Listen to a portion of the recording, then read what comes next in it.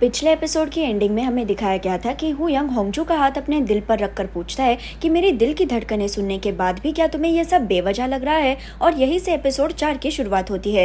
होंगजू who young की बातों पे कुछ रिएक्ट करने से पहले ही वहाँ एक डॉक्टर होंगजू का चेकअप करने आती है और ये रोमांटिक पल यहीं पे टूट जाता है। हु यंग का ये बदला हुआ रूप देखकर होंगजू हैरान होकर सोचती है कि इस हु यंग को हो क्या गया है, वो मुझसे इतने अच्छे से बिहेव क्यों कर रहा है। कल उसने मुझे उल्लू कहा, क्या उसके लिए वो आज मुझसे फ्रेंडली बनने की कोशिश कर रहा है या फिर हु यंग मुझे पसंद करने लगा है। होंगजू खुद की सोच को रोकती है कि नहीं नहीं, हु यंग मुझे क्यों पसंद करेगा, शायद मेरा ही दिमाग खराब हो गया है। हु यंग हेजी के लिए बना है। यहाँ हेजी अपने पापा को, जो उसी के स्कूल के प्रिंसिपल है, उन्हें बताती है कि कैसे उसे स्कूल से आज जल्दी निकलना होगा क्योंकि होंगजू का एक्सीडेंट हुआ है और वो हॉस्पिटलाइज्ड हो गई है। और उसके पापा उसे कहते हैं कि तुम सोन को अपने साथ हॉस्पिटल लेके जाओ, नहीं तो हॉस्पिटल में तुम्हें कोई सीरियसली नहीं लेगा। सोन हेजी के साथ जाने के लिए तैयार भी होता है, पर हेजी सोन को कहती है कि तुम रहने दो, मैं ये खुद हैंडल कर लूंगी, तुम्हें आने की कोई जरूरत नहीं है। और हेजी फिर स्कूल से निकलती है टैक्सी ढूंढते हुए, जब उसके साइड से सोन ड्राइव करके आता है। सोन हेजी को गाड़ी में बैठने के लिए कहता है और हेजी उसकी बात मान भी लेती है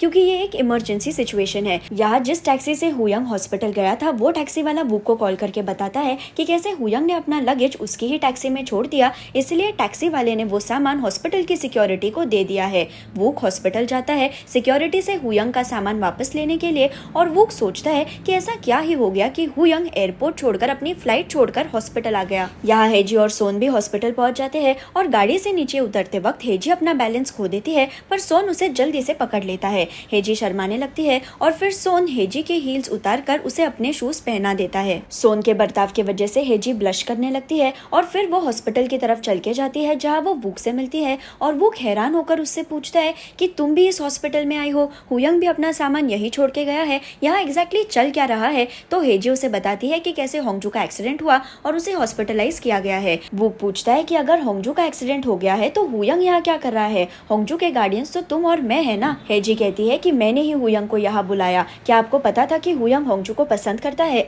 वो बोलता है हाँ, पर मुझे ये नहीं पता था कि वो उसका दीवाना बन गया है। उसने जिंदगी में कभी भी इतनी लापरवाही नहीं दिखाई है जितनी लापरवाही वो अब दिखा रहा है। हेजी बोलती है कि क्या आप मेरी मदद करेंगे, क्या आप मेरे साइड पे काम करेंगे। और यहाँ पर ये सीन कट हो जाता है। यहाँ चेकअप होने पर होंगजू और हु यंग एलिवेटर से नीचे जा रहे होते हैं और होंगजू हु यंग को पूछती है कि कल तुम्हारी और हेजी की डेट कैसे हुई। हु यंग होंगजू को सच बताने ही वाला होता है, लेकिन उसी वक्त एलिवेटर में और लोग आ जाते हैं, जिस वजह से हु यंग की बात अधूरी रह जाती है और इस भीड़ की वजह से होंगजू हु यंग के करीब खड़ी हो जाती है। होंगजू हु यंग की तरफ देखती है और उसे हु यंग के साथ कार में बिताई हुई मोमेंट, बारिश की मोमेंट और हाथ पकड़ने वाली मोमेंट याद आती है, जिससे उसके हार्ट बीट्स बढ़ जाते हैं और वो सोचती है कि हे भगवान, मेरा दिमाग तो सच में खराब हो गया है। एलिवेटर से बाहर आने पर होंगजू हु यंग को बोलती है कि देखो, मुझे पता है कि तुम बहुत सालों से अमेरिका में रह रहे हो और तुम्हें फ्लर्ट करने की आदत हो गई होगी, लेकिन प्लीज तुम मेरे साथ फ्लर्ट मत करो। और ये बात सुनकर हु यंग कंफ्यूज होता है क्योंकि उसने कभी भी होंगजू के साथ फ्लर्ट नहीं किया होता है। पर वो होंगजू को कुछ बोलने से पहले ही वहाँ पे हेजी आ जाती है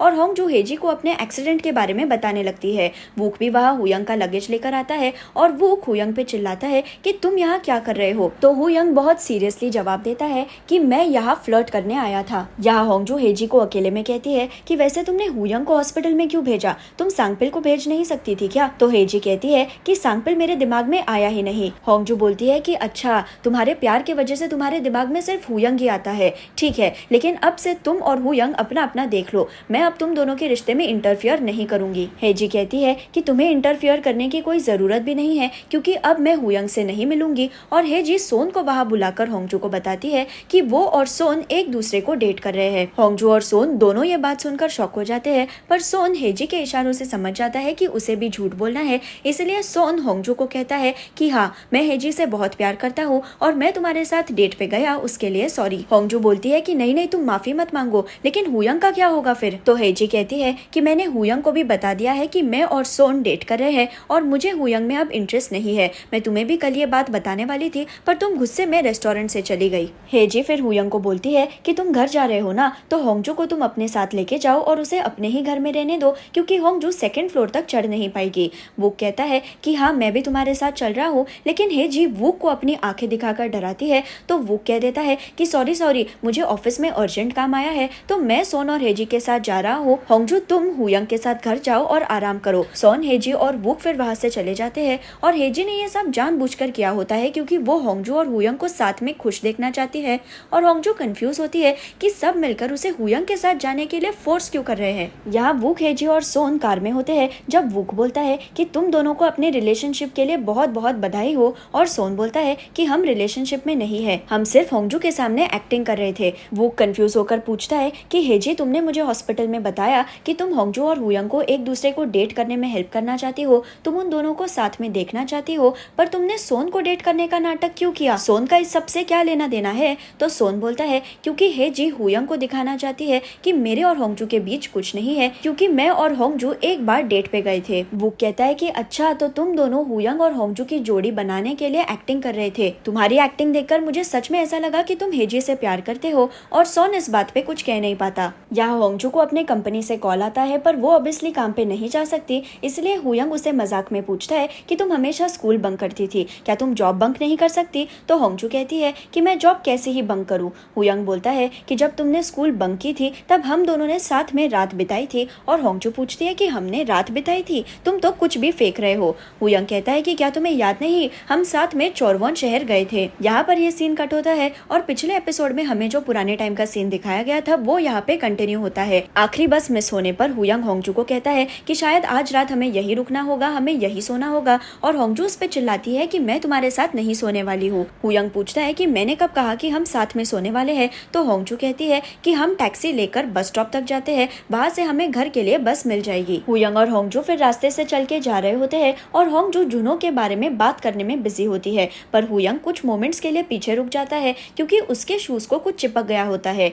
शूज से ये चिपकी हुई चीज निकालते हुए हुयंग अपना बैलेंस खो देता है और वो एक कीचड़ की नाली में गिर जाता है। होंगजू अपनी बकबक में इतनी बिजी होती है कि उसे बहुत देर तक रियलाइज भी नहीं होता कि हुयंग गायब हो गया है, पर जब सब कुछ शांत हो जाता है तब उसे रियलाइज होता है कि हुयंग उसके साथ चल नहीं रहा है और उसे दिखता है कि हुयंग कीचड़ में गिर गया है। हुयंग की हालत देखकर होंगजू जोर जोर से हंसती है और हुयंग उसे कहता है कि कुछ ऐसा ढूंढूं जिसे पकड़ के मैं इस नाली से बाहर आ सकूं, और होंगजू कुछ रस्सी जैसे ढूंढने में लग जाती है। आधे घंटे ढूंढने के बाद होंगजू फाइनली एक पेड़ की टहनी लेकर आती है और इस टहनी से वो हुयंग को ऊपर खींचने की कोशिश तो करती है, पर हुयंग फिर से कीचड़ में गिर जाता है। हुयंग का सिर कीचड़ के अंदर चला गया होता है और होंगजू उसे आवाज तो देती है, लेकिन हुयंग रिस्पॉन्ड नहीं करता और होंगजू पैनिक होकर खुद भी नाली में जंप मारती है ये देखने के लिए कि हुयंग ठीक है या नहीं। हुयंग ऑब्वियसली ठीक होता है और वो होंगजू पे चिल्लाता है कि क्या तुम पागल हो गई हो? तुमने जंप मारने से पहले किसी को कॉल क्यों नहीं किया? तुमने तुम्हारी बैग और फोन भी ऊपर रख दिए हैं।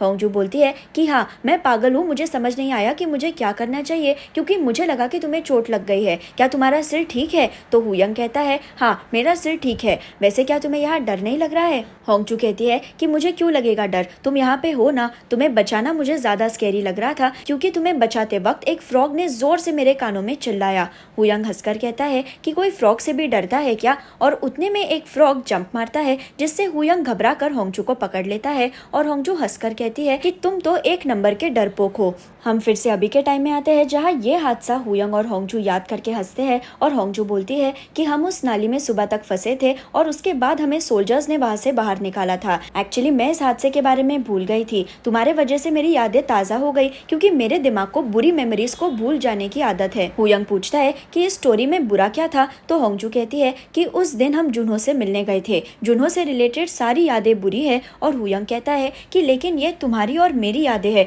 इसमें जुन्हो का क्या लेना देना? बातों बातों में हुयंग और होंगजू घर पहुंच जाते हैं और हुयंग होंगजू को हेल्प करने तो जाता है, पर होंगजू बोलती है कि मैं खुद से चल सकती हूँ। होंगजू गाड़ी से उतरते ही गिरने वाली होती है, इसलिए हुयंग उसे पकड़ता है, लेकिन होंगजू फिर से उसे बोलती है कि मैं खुद से अपना ख्याल रख सकती हूँ। होंगजू फिर क्रचेस के साथ सीढ़ियाँ चढ़ने जाती है और इसमें उसका बैलेंस चला जाता है, पर हुयंग उसे बचा लेता है। हुयंग होंगजू को फिर खींचकर अपने घर लेके जाता है ताकि उसे सीढ़ियों से ऊपर नीचे ना जाना पड़े, और वो होंगजू के लिए खाना और मेडिसिन लेने के लिए बाहर जाता है और होंगजू घर पे आराम करती है। यहाँ वूक, सोन और हेजी सांगपिल के रेस्टोरेंट में जाते हैं और हेजी सांगपिल को बताती है कि वूक हुयंग का अंकल है। ये पता चलने पर सांगपिल कहता है कि वाओ, होंगजू और हुयंग की जोड़ी डेस्टिनी ने ही बनाई है, क्योंकि स्कूल के बाद वो अब अचानक से एक दूसरे से मिले। होंगजू हुयंग के अंकल के घर पे रहती है, ये तो किसी ड्रामा की ही स्टोरी है। हेजी बोलती है कि क्या तुम्हें भी पता था कि हुयंग होंगजू को स्कूल में पसंद करता था? तो सांगपिल कहता है कि जिसकी भी दो आंखें हैं वो बता सकता था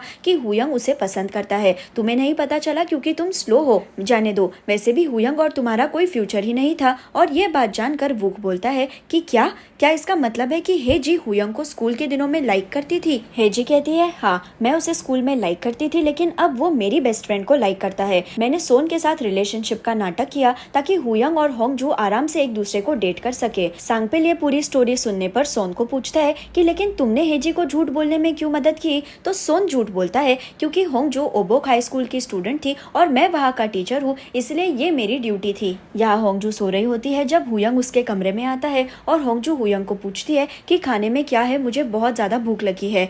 हुयंग उसके करीब आकर कहता है कि आज खाने में तुम हो, मैं तुम्हें खाने वाला हूँ। और हुयंग होंगजू को किस करने जाता है और होंगजू भी उसे किस करती है। उतने में होंगजू की नींद खुल जाती है और वो खुद के सपने से बहुत ज्यादा शॉक्ड हो जाती है और वो खुद से ही कहती है कि ये कौन सी शैतानी आत्मा है जिसके वजह से मेरे दिमाग में ऐसे गंदे ख्याल आ रहे हैं। होंगजू डिसाइड करती है कि बस अब बहुत हो गया, वो हुयंग के आसपास नहीं रह सकती, इसलिए वो अपने घर जाने की कोशिश करती है। और क्योंकि वो सीढ़ियाँ चढ़ नहीं सकती, इसलिए वो क्रॉल करके ऊपर जा रही होती है। लेकिन उसी वक्त हुयंग वहाँ आकर उससे पूछता है कि तुम तो अपनी जिद छोड़ोगे ही नहीं ना? होंगजू चौंक कर पूछती है कि क्या तुम हुयंग हो या कोई शैतानी आत्मा? कुछ भी हो जाए मुझसे दूर रहो, मुझे जो करना है वो मुझे करने दो। पर हुयंग होंगजू को जबरदस्ती उठाकर उसे सेकंड फ्लोर तक लेके जाता है। हुयंग फिर होंगजू को उसका खाना और उसकी मेडिसिन देकर वहाँ से जाने वाला होता है और होंगजू हुयंग को कहती है कि आज तुमने मेरा ध्यान रखा, उसके लिए थैंक यू। एक्चुअली हम स्कूल में इतने क्लोज नहीं थे, इसलिए शायद मैंने ही मेरे दिमाग में तुम्हारी गलत इमेज बना ली। इनफैक्ट अगर हेजी को तुम पे क्रश नहीं होता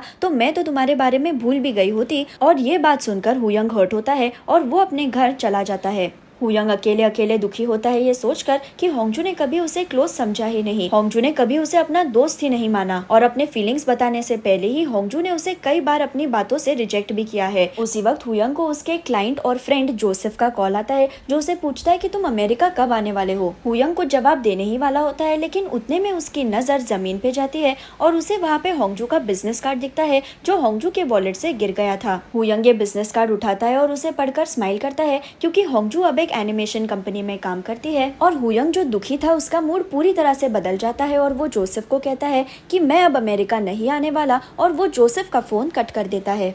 यहाँ जुनो होंगजू की कंपनी ने एनिमेट की हुई फिल्म्स को देखता है। वो होंगजू ने लिखे हुए लेटर्स पढ़ता है और उसे पुराने दिन याद आते हैं। यहाँ पर फिर हमें 4 साल पहले की स्टोरी दिखाई जाती है। जुनो को नए राइटर का अवार्ड मिला था जिसके लिए उसका इंटरव्यू लिया जाने वाला था। जुनो इंटरव्यू के लिए बहुत नर्वस था क्योंकि ये उसका फर्स्ट इंटरव्यू था, लेकिन उसी वक्त वहाँ होंगजू आ जाती है जिसे देखकर जुनो रिलैक्स होता है। जुनो होंगजू को बोलता है कि तुमने रात भर काम किया, तुम्हें आने की कोई जरूरत नहीं थी। तो होंगजू बोलती है कि ये तुम्हारा पहला इंटरव्यू है, मैं इसे कभी मिस नहीं करती और वैसे भी मेरे यहाँ होने से तुम्हें सपोर्ट भी मिलेगा। जुनो का इंटरव्यू शुरू होता है और होंगजू जो इंटरव्यू देखने आई थी उसे थकान की वजह से नींद लग जाती है।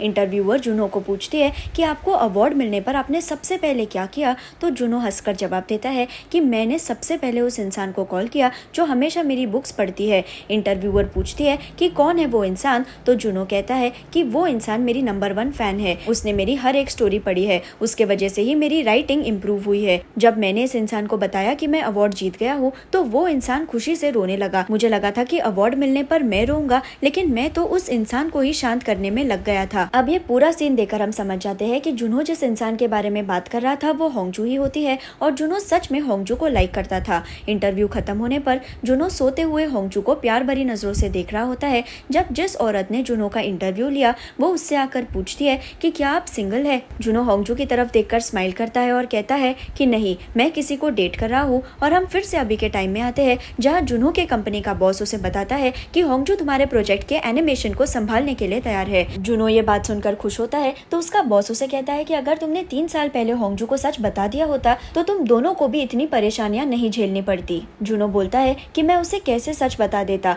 मुझे पैनिक अटैक्स आ रहे थे, मैं कुछ भी लिख नहीं पा रहा था, ना लिखने की वजह से मेरे कॉन्ट्रैक्ट्स तोड़े जा रहे थे और कॉन्ट्रैक्ट्स के पैसे भरते हुए मैं कंगाल बन गया था। होंगजू के लिए मैं उसका फेवरेट राइटर था, उसे मैं ये अपनी नाकामयाब साइड दिखाकर नाराज नहीं करना चाहता था। बॉस कहता है कि अगर वो तुमसे सच में प्यार करती थी तो वो इन सारी सिचुएशंस में तुम्हारा साथ देती। तो जुनो बोलता है कि मैं उसे मेरे साथ नीचे नहीं खींचना चाहता था, पर अब मैं सब कुछ सही कर दूंगा। यहाँ हुयंग होंगजू के बिजनेस कार्ड को देखकर स्माइल करता है और हमें फिर बताया जाता है कि हुयंग के खुशी की वजह क्या है। हमें फिर से पुराने टाइम का सीन दिखाया जाता है जब होंगजू और हुयंग कीचड़ की नाली में फंसे थे। होंगजू को बहुत ज्यादा नींद आ रही थी, इसलिए उसने हुयंग को कहा कि चलो हम एक गेम खेलते हैं जिससे हमारी नींद उड़ जाएगी। हम एक दूसरे को अपने मजेदार राज बताते हैं और अगर राज बोरिंग हुआ तो उस इंसान के सिर को मारा जाएगा। हुयंग गेम खेलने के लिए तैयार होता है और होंगजू बोलती है कि मेरा पहला राज ये है कि मेरा जुनो बहुत ज्यादा हैंडसम है, और हुयंग ये बात सुनते ही होंगजू के सिर पे मार देता है ये कहकर कि ये राज बिल्कुल भी मजेदार नहीं है। होंगजू इरिटेट होकर कहती है कि अच्छा चलो अब तुम तुम्हारा कोई राज बताओ और मार खाने के लिए रेडी हो जाओ। हुयंग कहता है कि इस बार की मैथ्स एग्जाम में मेरा एक जवाब गलत हुआ, और ये बात सुनकर होंगजू शॉक हो जाती है, उसकी नींद उड़ जाती है। इसलिए नहीं क्योंकि हुयंग जैसे जीनियस का एक जवाब गलत हुआ, लेकिन इसलिए क्योंकि हुयंग के बाकी सारे आंसर्स करेक्ट थे। और ये शॉकिंग राज सुनने के बाद होंगजू हुयंग को मार नहीं पाती। होंगजू कहती है कि मेरा अगला राज ये है कि हमारी जब मल्टीपल चॉइस क्वेश्चंस की एग्जाम हुई थी उस एग्जाम में मैं स्कूल में लास्ट आई थी। हुयंग ये राज सुनकर शॉक होता है क्योंकि एमसीक्यू वाली एग्जाम में लास्ट आना भी एक टैलेंट है, इसलिए वो होंगजू को मारता नहीं। होंगजू बोलती है कि चलो चलो अब कोई और मजेदार राज बताओ। तो हुयंग कहता है कि मैंने कभी ये बात किसी को बताई नहीं है, लेकिन मैं पहले एक एनिमेशन डायरेक्टर बनना चाहता था। होंगजू पूछती है कि बनना चाहते थे, क्या अब तुम्हें एनिमेशन डायरेक्टर नहीं बनना है? तो हुयंग कहता है नहीं, सपने बदलते रहते हैं। होंगजू कहती है लेकिन तुम्हारे इस सपने की वजह से मुझे एक आइडिया मिल गई है। हमारी क्लास टीचर हमेशा हमसे पूछती है कि तुम्हें किस फील्ड में करियर बनाना है, तो अब मैंने डिसाइड कर लिया है कि मैं एनिमेशन डायरेक्टर बनूंगी, क्योंकि मुझे एनिमे बहुत पसंद है और क्योंकि मैं तुम्हारा सपना छीन रही हूँ इसलिए मैं तुम्हें अपने सैलरी से 5% हिस्सा भी दे दूंगी। हम फिर से अभी के टाइम में आते हैं जहाँ अगली सुबह उठने पर होंगजू सांगपिल और हेजी के साथ ग्रुप चैट में मैसेजेस भेज रही होती है और हेजी अचानक से ग्रुप चैट में हुयंग को भी ऐड कर देती है। हुयंग ग्रुप चैट में मैसेज लिखता है कि होंगजू जल्दी से खाना खाने आ जाओ वरना मैं तुम्हारे घर में खाना लेकर आ जाऊंगा। इसलिए होंगजू खाना खाने के लिए हुयंग के घर में चली जाती है। सांगपिल ने हुयंग को बताया होता है कि होंगजू को मीट पसंद है, इसलिए हुयंग ने मीट की डिश होंगजू के लिए बनाई होती है। पर होंगजू खाना खाने पर कोई ज्यादा रिएक्शन नहीं देती, क्योंकि असल में वो हुयंग से बात नहीं करना चाहती। वो हुयंग के आसपास ऑकवर्ड फील करती है। होंगजू खाना खाते वक्त कुछ नहीं कहती, इसलिए खाना होने पर हुयंग उससे पूछता है कि क्या तुम डेजर्ट खाओगी? होंगजू नहीं बोल देती है तो हुयंग कहता है कि अच्छा फिर जाने दो, वो टीरामिसू वैसे ही रहने दो। और टीरामिसू का नाम सुनते ही होंगजू का पूरा मूड बदल जाता है और वो कहती है कि हाँ मैं डिजर्ट जरूर खाऊंगी। असल में हेजी ने हुयंग को बताया होता है कि होंगजू को टीरामिसू बहुत पसंद है और हेजी ने ही हुयंग को होंगजू का फेवरेट टीरामिसू खरीद के दिया होता है। हेजी ने हुयंग को जुन्हो के बारे में भी बताया होता है कि कैसे जुन्हो अब्रॉड चला गया जिससे होंगजू का दिल टूट गया, लेकिन हुयंग एक ऐसा इंसान है जो होंगजू के लिए सही है, इसलिए हेजी हुयंग और होंगजू को सपोर्ट कर रही है। इस सब के वजह से हुयंग डिसाइड करता है कि पहले वो होंगजू को समझने की कोशिश करेगा, वो उससे फ्रेंडशिप बनाएगा। और इस पूरे खाने के सेशन के वजह से होंगजू हुयंग के साथ थोड़ी सी कंफर्टेबल हो जाती है। बातों बातों में हुयंग होंगजू को कहता है कि तुमने अपना 10 साल पहले का वादा नहीं निभाया, तुमने मेरा सपना उठा लिया, तुम एनिमेशन डायरेक्टर बन गई और तुमने मुझे कहा था कि तुम मुझे तुम्हारे सैलरी का 5% हिस्सा दोगी। कहा है वो 5% हिस्सा? हुयंग मजाक कर रहा होता है, लेकिन होंगजू उसकी बातें बहुत सीरियसली लेती है और वो बोलती है कि 5% वो तो मैंने तब कहा था जब हम कीचड़ में फंसे हुए थे, तब मेरा दिमाग सही ठिकाने पर नहीं था, वो तो मैंने ऐसे ही कह दिया था, ये कोई लीगल कॉन्ट्रैक्ट थोड़ी ना है। और होंगजू की ये हालत देखकर हुयंग हंसने लगता है। होंगजू इरिटेट होकर कहती है कि क्या तुम मजाक कर रहे हो? तुम्हारे इस मजाक की वजह से मुझे कितना स्ट्रेस आया, मुझे कितने ज्यादा पैसे तुम्हें देने पड़ते। जाने दो, क्या तुम मेरी कंपनी की एनिमेशन फिल्म्स देखना चाहते हो? उनकी एंडिंग क्रेडिट्स में मेरा नाम है। और हुयंग हाँ बोल देता है। यहाँ जुन्हो मीटिंग के लिए होंगजू के कंपनी में जाता है, जहाँ उसे होंगजू के एक्सीडेंट के बारे में पता चलता है, इसलिए वो होंगजू को मिलने के लिए उसके घर पे जाता है। होंगजू जुन्हो को देखकर शॉक हो जाती है और उससे पूछती है कि तुम यहाँ क्या कर रहे हो? और जुन्हो हुयंग और होंगजू को साथ में देखकर जलन से चिल्लाता है कि मुझे पता चला कि तुम्हारे एक्सीडेंट की वजह से मीटिंग कैंसिल हो गई है, लेकिन तुम तो यहाँ मजे कर रही हो। अगर तुम इस प्रोजेक्ट को अपना सब कुछ नहीं दे सकती, अगर तुम इस प्रोजेक्ट के बारे में सीरियस नहीं हो, तो मैं तुम्हारे साथ काम नहीं करना चाहता।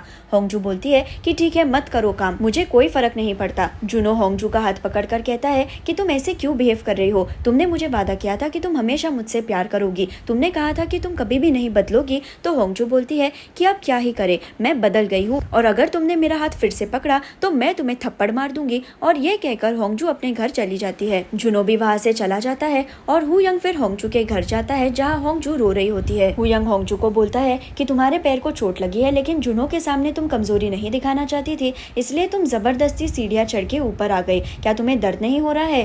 होंगजू रोते हुए बोलती है कि मुझे बहुत ज्यादा दर्द हो रहा है और मुझे शर्म आ रही है कि तुम हमेशा मेरा रोमांस खराब होते हुए देख लेते हो। हुयंग स्माइल करते हुए बोलता है कि तुम्हारा रोमांस खराब होते हुए देखना मेरे लिए खुशी की बात है, और होंगजू कंफ्यूज होकर हुयंग की तरफ देखती है। हुयंग कहता है कि होंगजू तुम जल्दी से ठीक हो जाओ, तुम्हारा पैर और तुम्हारा दिल ये दोनों भी जल्दी से हील कर लो, और हुयंग होंगजू को किस कर लेता है और यहाँ पर एपिसोड 4 खत्म हो जाता है। अगर आपको मेरा वीडियो पसंद आए तो उसे लाइक जरूर कीजिए और मेरे चैनल को सब्सक्राइब करना ना भूले। Thank you.